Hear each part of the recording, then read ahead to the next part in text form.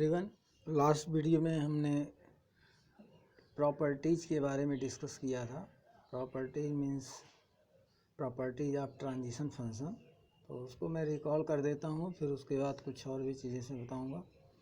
तो प्रॉपर्टीज़ में ये था कि जैसे एक प्रॉपर्टी ये है कि delta Q null is equal to Q, means इसका मतलब ये होता है कि बिना इनपुट के वो स्टेट ट्रांजिट नहीं करेगा, उसी स्टेट में रहेगा। ये डीएफए के केस में है।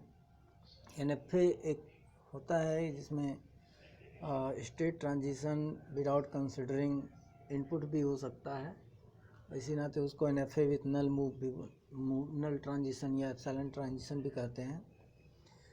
तो यहाँ पे जो delta Q null is equal to Q लिखा है, इसका सीधा मतलब ये है कि अगर प्रेजेंट स्टेट क्यू है और करंट इनपुट सिंबल, मीन्स अगर आप इनपुट टेप से सिंबल कंसीडर नहीं कर रहे हो तो स्टेट ट्रांजिट नहीं होगा। यहाँ साफ साफ लिखा है this means the state of the system can be change only by N input symbol. मतलब अगर आप जब तक इनपुट सिंबल कंसीडर नहीं करोगे तब तक स्टेट का ट्रांजिशन नहीं होगा। और ये फ़िलहाल डीएफए के लिए है, एनएफए में ऐसा नहीं है। एनएफए में चूँकि एनएफए विदाउट नल मूव होता है, अगर विथ नल मूव है तो उसमें ऑप्शन रहता है कि आप स्टेट ट्रांजिशन कर सकते हो। दूसरी प्रॉपर्टी में लिखा हुआ है कि delta Q A W is equal to delta Q A comma W.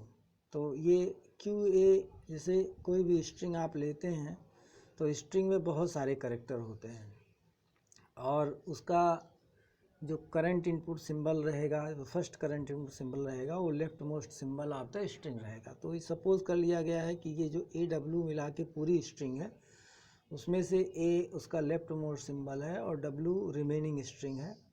तो ए को जब प्रोसेस करेगा तो किसी न किसी एक स्टेट में जाएगा, मतलब ये इसकी वैल्यू एक को स्टेट मिलेगी और वो फिर रिमेनिंग स्ट्रिंग डब्ल्यू पे प्रोसेस होगा। तो ये कहने का सिंपल मतलब ये है कि from particular state Q total string A W is equal to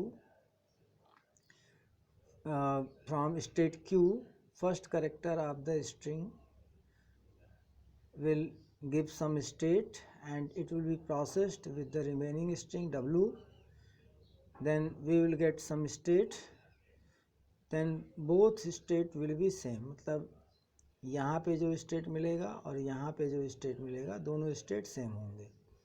इसी तरीके से ये किया गया है कि डब्लू पूरी स्ट्रिंग ले ली गई है और राइट कैरेक्टर छोड़ दिया गया है।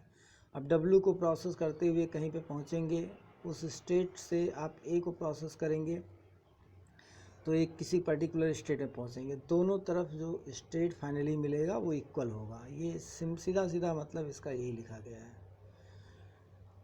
इसके बाद देखिए एक एग्जांपल लिया गया है, prove that for any transition function delta and for any two input string X and Y, vector नहीं है, स्ट्रिंग है, तो दोनों को कॉन्केटनेट करके एक स्ट्रिंग बनाई गई एक्स वाई और क्यू स्टेट से प्रोसेस करना शुरू किया है। तो delta Q X is equal to delta of Q X, मतलब पहली स्ट्रिंग को प्रोसेस कर लीजिए, पहले किसी एक स्टेट में पहुंचेंगे, उस स्टेट से फिर वाई को प्रोसेस करना शुरू करेंगे। तो अगर यहाँ पे पूरी कंबाइन स्ट्रिंग एक साथ प्रोसेस करना शुरू करते हैं, एक स्टेट क्यू डैश से पहुँचते हैं, तो यहाँ पे भी आप इस डेल्टा क्यू एक्स से मान लीजिए कि कहीं पे क्यू वन स्टेट पहुंचते हैं, तो delta Q one Y is equal to भी आपका क्यू डैश ही आएगा, ये इक्वल टू भी क्यू डैश ही आएगा। ये इसका कहने का मतलब है। तो मतलब एक तरीके से स्ट्रिंग के दो पार्ट कर लीजिए, आधी स्ट्रिंग प्रोसेस करिए, किसी एक स्टेट पहुंचेंगे, फिर उस स्टेट से रिमेनिंग स्ट्रिंग प्रोसेस करिए, लेकिन अल्टीमेटली जो फाइनल स्टेट, जो भी स्टेट मिलेगा पूरी स्ट्रिंग प्रोसेस करने के बाद, दोनों सिचुएशन में एक साथ रहेगी, चाहे आप एक साथ प्रोसेस करिए चाहे अलग अलग प्रोसेस करिए। एक ही स्टेट मिलेगा। उसी का यहाँ पे प्रूफ का ये इंडक्शन मेथड से दिया गया है। इंडक्शन मेथड में मतलब ऐसा लिया गया है कि सपोज़ किया गया, मान लीजिए कि y की लेंथ 1 है, y इक्वल टू a है जो कि बिलोंग्स टू w है, बिलोंग्स टू सिग्मा है, मतलब इनपुट सिंबल सेट से। तो delta Q X is equal to delta Q X A, Y की वैल्यू ए पुट कर दी गई है, और डेल्टा क्यू एक्स और ए आपको ये फाइनली मिला, that is R H S. तो ये आर एच एस चूँकि ये आपका वहाँ पे इसके पहले जो प्रॉपर्टी लिखा गया उसको यूज़ करते हुए लिख लिया गया है। सेकंड प्रॉपर्टी को यूज़ करते हुए ये किया गया है। सेकंड स्टेप है, अगर मान लीजिए कि y की लेंथ n है, तो y को उसने y1a मान लिया है। अब y की लेंथ एक तरीके से n+1 ले लिया गया है। y को y1a मान लिया गया है, और जिसमें y1 की लेंथ n है। तो y की ये सेकंड स्टेप हाइपोथेसिस स्टेप है। तो इसमें ये माना गया है कि let is true for y equal to n, और y इक्वल टू 1 के लिए आपने लेंथ 1 के लिए आपने पहले ही दिखा दिया है ट्रू। तो हाइपोथेसिस स्टेप में y की लेंथ n सपोज करके उसके लिए ट्रू मान लिया गया है। अब आप n+1 के लिए जाएंगे इंडक्टिव स्टेप, तो y इक्वल टू y1a मान लिया गया है, और length of y equal to n+1 तो हो जाएगा, तो y1 इक्वल टू n हो जाएगा। तो यहाँ पे y की वैल्यू x y लिया गया है, जिसमें y1a है। तो इसमें से डेल्टा क्यू x1 मतलब xy1 को पूरा x1 मान लिया गया है, तो x1a हो गया। अब वो प्रॉपर्टी 2 यूज़ करते हुए आप ये बात लिख सकते हैं। फिर इस चीज़ को आप डेल्टा क्यू एक्स y1 को प्रॉपर्टीज़ 1 यूज़ करते हुए डेल्टा क्यू एक्स y1 लिख सकते हैं। अब डेल्टा क्यू एक्स y1, तो डेल्टा क्यू एक्स आपका कोई ना कोई एक स्टेट आएगा ही आएगा, और उसी तरीके से y1 आपका y1 के लिए आपने ट्रू माना ही है, y के लिए ट्रू सपोज किया ही है। तो ये जो चीज़ होगी आपकी इतनी की लेंथ n ही होगी, तो n के लिए ट्रू आएगा ही। तो इस वजह से ये पूरा इक्वल हो जाएगा एक दूसरे के। तो L H S equal to R H S इस तरीके से हो जाएगा, और मतलब इंडक्टिव स्टेप आपका प्रूफ हो जाएगा। तो ये इंडक्टिव स्टेप से हम इसको प्रूफ कर सकते हैं। तो L H S equal to R H S, ये आर एच एस के बराबर दिखा दिया गया है, तो L H S equal to R H S हो जाएगा। और यहाँ पे acceptability of a string by a DFA, तो किसी भी स्ट्रिंग को हम DFA के द्वारा कैसे एक्सेप्ट करा सकते हैं, या कब एक्सेप्टेबल माना जाएगा। जब कोई भी स्ट्रिंग आप प्रोसेस करना शुरू करें, और उसको प्रोसेस करते करते आप फाइनल कैरेक्टर जब प्रोसेस करें, अगर वो फाइनल स्टेट में पहुंचता है, फाइनल कैरेक्टर प्रोसेस करने के बाद अगर फाइनल स्टेट में रहता है, तो स्ट्रिंग एक्सेप्टेबल मानी जाएगी। ये पहले भी यहाँ पे बताया जा चुका है, इस तरीके से भी दूसरे तरीके से यहाँ पे, कि कब कोई भी स्ट्रिंग एक्सेप्टेबल होगी। मतलब ये लैंग्वेज आप DFA करके समझाएगा, लेकिन W विल बी एक्सेप्टेबल कब होगा, जब W इस तरह से इस कंडीशन को मेट करे कि W करिए कोई एक ऐसा स्टेट मिलेगा कि जो कि F के साथ कॉमन होगा, तो इंटरसेक्ट करने फाई के बराबर नहीं आएगा।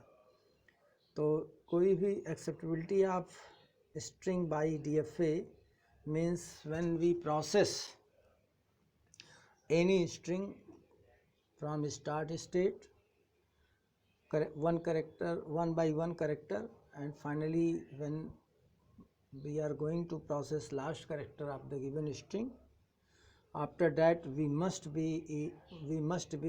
in one of the final state, किसी न किसी एक फाइनल स्टेट में होना चाहिए। नॉन डिटर्मिनिस्टिक का डिफिनीशन मैंने ऑलरेडी बता रखा है, डीएफए का जब पढ़ाया था। 5 ट्रिपल डिफिनीशन इसका भी होता है, और इसमें से इन सब की मतलब वही होते हैं जो डीएफए के अंदर होते हैं। केवल डेल्टा एक ऐसा होता है कि जो अलग होता है डीएफए से, और ये Q cross sigma maps to 2 to the power Q लिखा गया है। हालांकि थोड़ा और इसको अगर करेक्ट करें तो इस तरह से लिखना चाहिए, sigma union null maps to 2 to the power Q. क्योंकि एनएफए हमारा 2 तरीके का होता है, एक without null move and with null move. तो अगर विदाउट नल मूव है तब तो ये बात ठीक है, कोई दिक्कत नहीं होगा, लेकिन अगर विथ नल मूव है तो दिक्कत हो जाएगा। इस नाते ये वाला ट्रांजिशन फंक्शन लिखना ज़्यादा बेहतर रहेगा, इसी को लिखना चाहिए, इसी को बताना चाहिए। क्यू आपका finite non empty set of state है, जैसे डीएफए में था।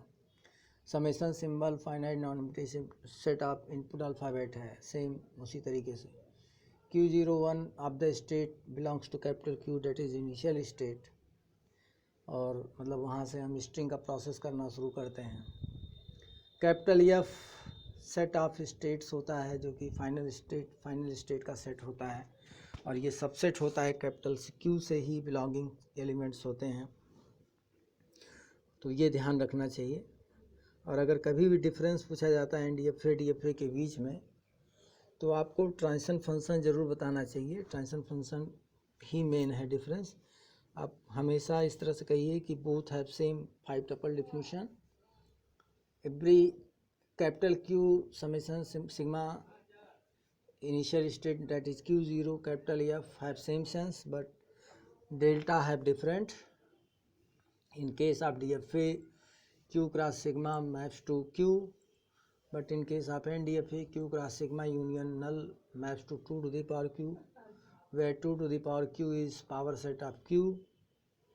So ये हो गया। और इसमें ये भी बता सकते हैं कि क्योंकि 2 to the power Q पे मैप करता है, तो DFA के केस में तो किसी एक पर्टिकुलर स्टेट से किसी एक पर्टिकुलर इनपुट पे किसी एक ही स्टेट पे जाएगा, किसी एक यूनिक स्टेट पे जाएगा।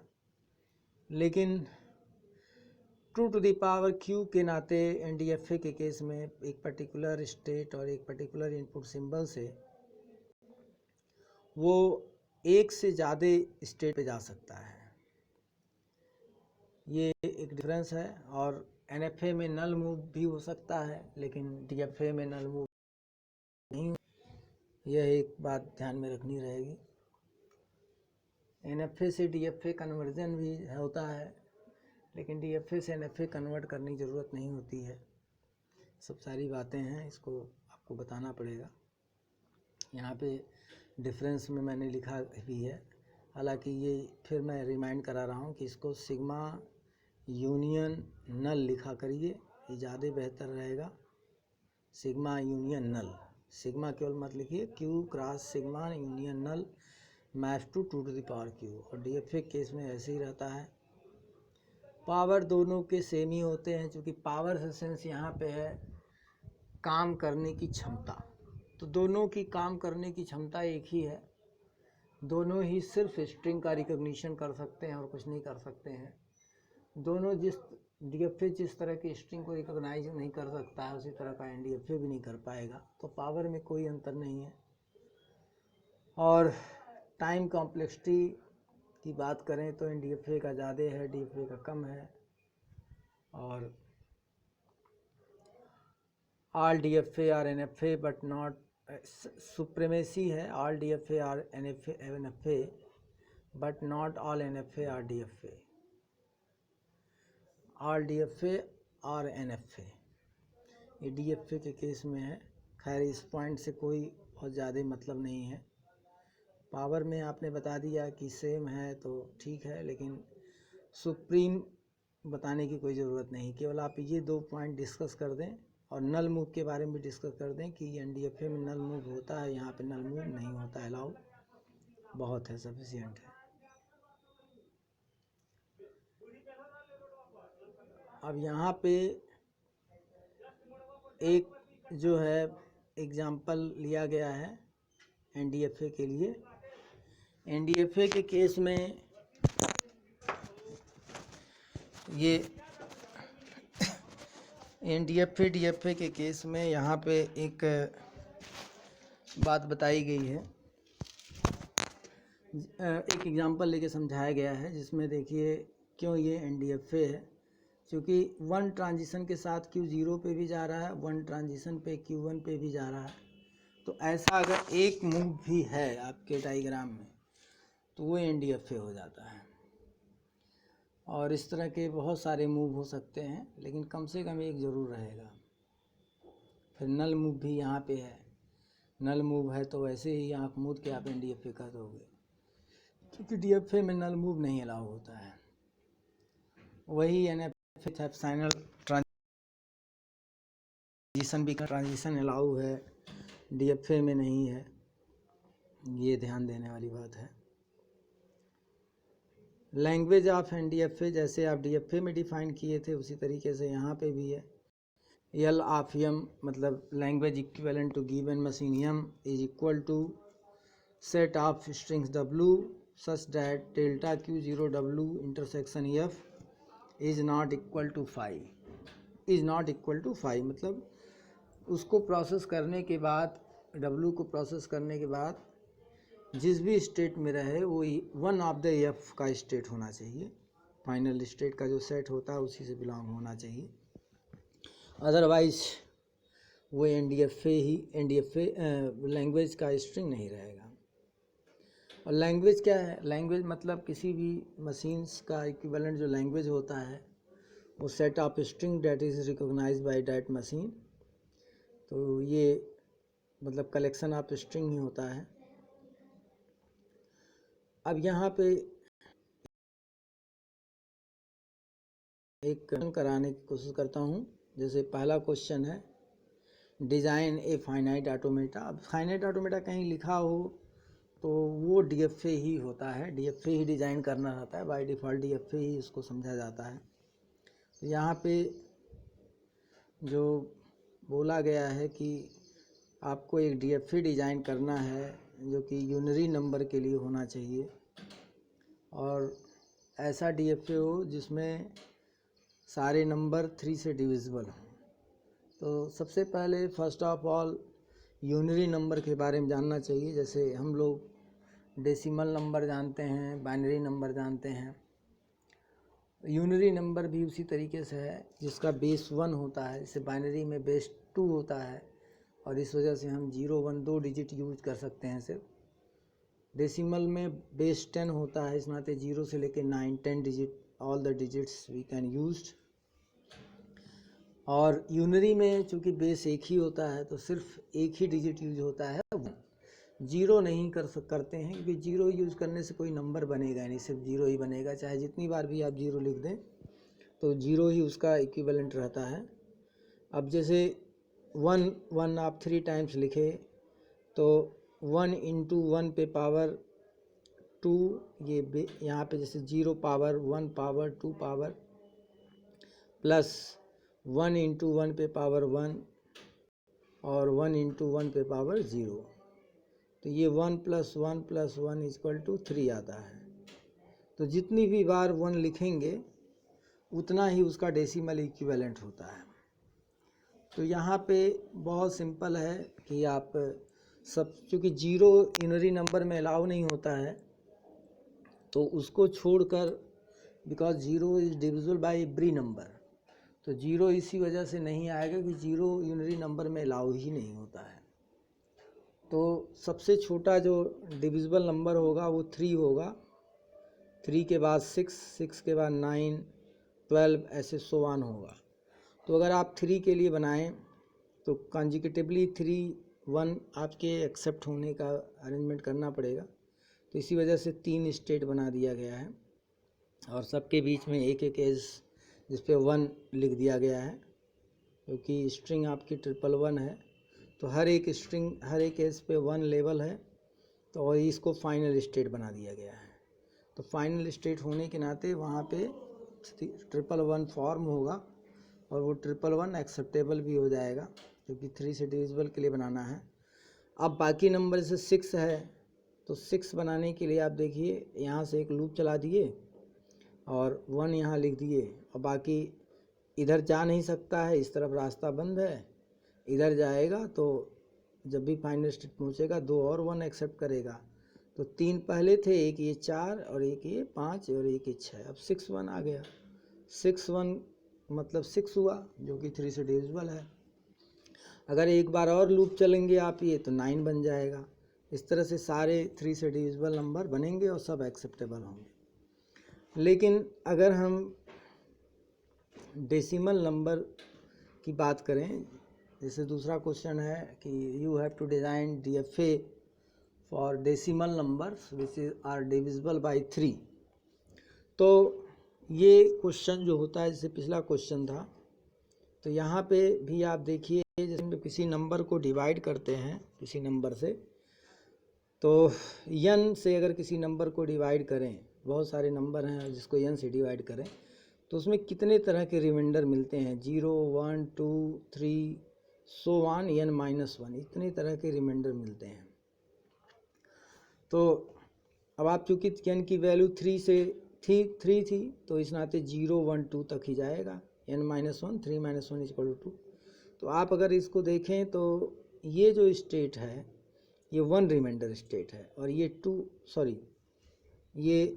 ये स्टेट जो है ये तो एक स्टार्ट स्टेट है। ये 1 रिमाइंडर स्टेट, ये 2 रिमाइंडर स्टेट और ये 0 रिमाइंडर स्टेट है। भाई यहाँ से यहाँ पहुँचे तो 1 आया डिजिट, तो 1 का डेसिमल इक्विवेलेंट 1 हुआ, तो उसको डिवाइड अगर 3 से करेंगे तो 1 रिमाइंडर आएगा। फिर यहाँ अगर पहुँच गए तो 2 बना, 1 1 = 2, उसको 3 से डिवाइड करेंगे तो 2 रिमाइंडर आएगा। और यहाँ पहुँच गए अगर तो 3 बन गया, 3 is divided by 3, remainder is 0, तो 0 रिमाइंडर स्टेट इसी नाते हुआ। तो ये बेसिक कॉन्सेप्ट होता है डिविजिबिलिटी वाले क्वेश्चन करने के लिए, और उसको ध्यान में रखना रहेगा। ये जो डायग्राम बना हुआ है, इस डायग्राम में एरो एक उल्टा बन गया है, ये एरो इधर है और ये एरो इधर है, तो इसको थोड़ा सा ध्यान रखना है। लेकिन आप इसको देख के पढ़ने की ज़रूरत बहुत ज़्यादा नहीं है, बहुत सिंपल है। कॉन्सेप्ट याद रखिए, कॉन्सेप्ट समझिए कि जब 3 से डिवाइड करेंगे तो एक 0 remainder state, 1 remainder state, 2 remainder state, तो और एक स्टार्ट स्टेट। तो स्टार्ट स्टेट देखिए Q0 पहले बना लीजिए, फिर 0 रिमाइंडर स्टेट या 1 रिमाइंडर स्टेट या 2 रिमाइंडर स्टेट, ये सब हैं। तो जैसे ये 0 रिमाइंडर स्टेट है, इसी नाते ये फाइनल स्टेट हो गया।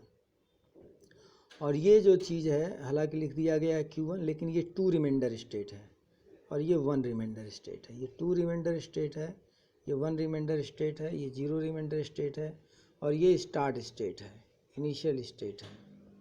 IS लिख दे रहे हैं। अब आप जब भी नंबर का, इसमें चूँकि डेसिमल नंबर हैं, बहुत अलग अलग तरह के नंबर्स बनेंगे, तो इस क्वेश्चन में जो एक कॉन्सेप्ट यूज होता है वो ये है कि आप 0 से सबसे छोटे छोटे नंबर, मतलब सिंगल डिजिट नंबर पहले एक बार देख लीजिए। तो अगर आप देखेंगे तो कैटेगराइजेशन हो जाएगा, जैसे 0 3 यहाँ पे लिखा भी गया है, 0 3 6 9 1 4 7 2 5 8, ये अलग अलग तरह का ग्रुप बना रहे हैं। 0 3 6 9 सिंगल डिजिट ऐसे नंबर हैं जो 3 से डिविजिबल हैं, और ये सभी के सभी 3 से डिविजिबल हैं। लेकिन 1 4 7 ऐसे हैं जो 3 से डिवाइड करने पर रिमाइंडर 1 देते हैं, और 2 5 8 ऐसे हैं जो 3 से डिवाइड होने पर रिमाइंडर 2 हमेशा देते हैं। तो ये समझ लीजिए, इस तरह के क्वेश्चन में ग्रुप फॉर्म हो जाता है, जो हर समय जहाँ पे भी आएंगे एक साथ ही आएंगे, अलग अलग कभी नहीं आएंगे। तो इस क्वेश्चन में अब आप देखिए, ये हमारा 2 रिमाइंडर स्टेट था, और ये 1 रिमाइंडर स्टेट था, और ये 0 रिमाइंडर स्टेट था, और ये इनिशियल स्टेट था। तो यहाँ पे, यहाँ से यहाँ एक एरो बनाइए और उस पर 0 3 6 9 लिख दीजिए, 1 4 7, और इस पे 258। ये पहला फॉर्मेशन हो गया जो 1 डिजिट नंबर हैं जिसके डिविजिबिलिटी के हिसाब से, रिमाइंडर के हिसाब से, जो रिमाइंडर यील्ड कर रहे हैं उसके हिसाब से एजेस आपने ड्रा कर दिए। अब अगर 2 डिजिट नंबर की बात करें तो सबसे पहला नंबर 10 बनेगा, फिर 11 बनेगा, 12 बनेगा, 13 बनेगा, 14, 15, 16, 17, 18, 19। 2 डिजिट नंबर वो जो कि जिसका 10th प्लेस पे 1 दिया हो गया हो। तो 2 डिजिट तो बहुत सारे नंबर 99 तक बनेंगे, लेकिन केवल अभी वही नंबर ले रहे हैं जिसके 10th प्लेस पे 1 है। तो एक चीज़ ये ध्यान रखिए कि जिसका यूनिट प्लेस 0 है, 3 है, 6 है, फिर 9 है, ये 4 नंबर मतलब 10, 13, 16, 19, ये 4 नंबर जो हमारे बन रहे हैं, इनको अगर 3 से डिवाइड आप करें तो रिमाइंडर 1 आएगा। आप 10 को देखिए, 10 डिवाइडेड बाई 3, रिमाइंडर 1 ही आएगा। फिर आप देखिए 13 को 3 से डिवाइड करिए तो 3 4 जा 12, 1 रिमाइंडर आएगा। 16 को करिए 3 5 जा 12, 15, रिमाइंडर 1 आएगा। 19 को डिवाइड करिए तो 3 6 जा 18, रिमाइंडर स्टिल 1। तो इस वजह से हमारा जो एक लूप, चूँकि रिमाइंडर 1 है और हम 1 जो यूनिट प्लेस 10th प्लेस पे 1 आया है, जो यानी कि जो पहला डिजिट है हमारे नंबर का, वो कहाँ पे आके बना है? यहाँ पे आके बना है। पहला डिजिट यहीं से बना है। तो हम 1 रिमाइंडर स्टेट पे ही रहेंगे, तब अगला डिजिट की बात करेंगे। और 10th पे उल्टा जैसे इसमें चलते हैं, समझ लीजिए कि हाईएस्ट डिजिट से, हाईएस्ट प्लेस वैल्यू वाले डिजिट से लोवेस्ट प्लेस वैल्यू वाले डिजिट की तरफ चलते हैं। तो हाईएस्ट पहले ही प्रोसेस होता है। भाई स्ट्रिंग के अंदर अगर आप इनपुट टेप के अंदर अगर आप इस स्ट्रिंग को डालेंगे तो सबसे पहले 1 ही प्रोसेस होगा, तब 0 प्रोसेस होगा। तो इस वजह से हाईएस्ट प्लेस वैल्यू वाला डिजिट सबसे पहले प्रोसेस होता है। तो 1 आपको यहीं पे हाईएस्ट, अगर 10th प्लेस पे 1 है तो आप इसी एज के थ्रू आए होंगे, मतलब 1 रिमाइंडर स्टेट पे थे जब 1 आप प्रोसेस किए। तो अब 1 रिमाइंडर स्टेट पे हैं और आप देख रहे हैं 0 3 6 9 अगर अगला डिजिट है, मतलब 10 है, 13 है, 16 है, 19 है, तो वो सारे नंबर जो बन रहे हैं उसमें भी रिमाइंडर 1 ही आ रहा है। तो ऑलरेडी आप 1 रिमाइंडर स्टेट पे हैं, तो यहीं पे इसी नाते सेल्फ लूप बना दिया जाएगा, क्योंकि 1 रिमाइंडर स्टेट से 1 ही रिमाइंडर स्टेट पे जाएंगे, तो कहीं और जाने की ज़रूरत है नहीं। इसी नाते इस पे 0 3 6 9 लिख दिया जाएगा। इस एज पे जो सेल्फ लूप आपने बनाया है, लिखा भी हुआ है यहाँ पे, देखिए 0 3 6 9। तो इस तरीके से हमारा प्रोसेस हो जाता है ये। और अगर हम 11, 14, 17 की बात करें तो ये सब 2 रिमाइंडर देंगे। तो इसी नाते 1 रिमाइंडर स्टेट से आप 2 रिमाइंडर स्टेट पे 1 4 7 के साथ गए। फिर आप इसी तरीके से 12, 15, 18 की बात करेंगे तो 1 रिमाइंडर स्टेट से, चूँकि एक्सेप्ट हो रहा है, डिविजिबल है, 0 रिमाइंडर स्टेट पे जाएंगे। इसी नाते कहा था ये एरो उल्टा बन गया है डायरेक्शन, तो इस तरफ चले जाएंगे। तो देखिए आपका 12, 15, 18 तक प्रोसेस हो गया, 19 तक। अब आप बात आती है 20 से लेके और 29 तक, 20 से लेके 29 तक। तो highest bit, highest place value वाला डिजिट 2 है और वो पहला डिजिट है। तो वो पहला डिजिट आप यहाँ आके पाए होंगे 2, भाई यहाँ से इनिशियल स्टेट से यहाँ पे आए होंगे तो पहला डिजिट आपको 2 ही मिला होगा। तो अब आप देखिए 20, 22, 20 और 23, 25, 26, 29, ये आपके जो 4 नंबर बन रहे हैं ये सब 2 रिमाइंडर वाले हैं, तो इसी नाते यहाँ फिर सेल्फ लूप 0369 का बन गया। देखिए पैटर्न यहाँ पे भी 0369 का सेल्फ बना, यहाँ पे भी बना। अब बात करते हैं 21, 24, 27, तो 21, 24, 27 वो एक्सेप्टेबल नंबर हैं, तो इस नाते यहाँ से 2 रिमाइंडर स्टेट से आप सीधा यहाँ चले गए, क्योंकि 2 रिमाइंडर स्टेट इस नाते बोल रहे हैं कि 2 पहला डिजिट आपने लिया था, तो 2 डिजिट यहीं पे आके बना था पहला डिजिट अगर आपको 2 लेना तो इसी लूप इसी एज को ट्रेवर्स करते हुए आना है। तो इस पे आप इस एज पे आप 0369 इस पे भी लिख देंगे, 0369 यहाँ पे भी हुआ, सॉरी 0369 बोल रहे थे, 147 आप यहाँ पे लिख देंगे, ठीक है, क्योंकि ये सब 21, 24, 27 एक्सेप्टेबल है। फिर आपका आया 22, 25, 28, तो वो 22, 25, 28 1 रिमाइंडर वाले नंबर हैं, तो इस नाते यहाँ से आप 258 के साथ यहाँ चले आए। तो देखिए यहाँ से जितना एज बनना था वो हो गया, यहाँ से जितना बनना था वो हो गया, यहाँ से जितना बनना था वो हो गया। अब बात करते हैं यहाँ की, तो यहाँ की अगर हम बात करेंगे तो उसी तरीके से आप टेस्ट करिए। यहाँ पे आने के बाद आपको 0 टू पहला जीरो है, तो जीरो कितना भी बार जीरो आप बनाएंगे, भाई पहला डिजिट 0 है मान लीजिए, अगर आप लेते कंसीडर करते हैं, तो कितना भी आप जीरो फिर बनाइए वो 0 ही रहेगा और एक्सेप्टेबल रहेगा। तो इस नाते 0369 का आपका लूप बना हुआ है, जहाँ 0 आएगा वहीं 369 भी साथ में आएगा। सारे नंबर को टेस्ट करने की ज़रूरत है, बाकी आप टेस्ट कर लीजिएगा।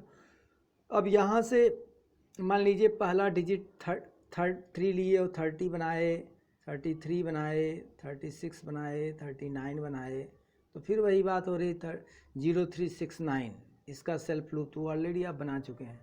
लेकिन 31, 32, 31, 34, 37 तक आप जाएंगे 147 यानी 1 रिमाइंडर स्टेट, तो इसी नाते यहाँ से इस तरफ बना दीजिए।